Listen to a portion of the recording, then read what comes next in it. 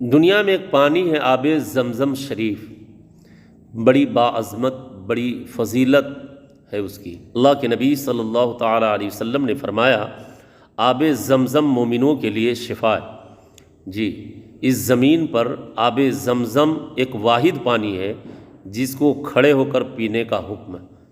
جی سبحان اللہ۔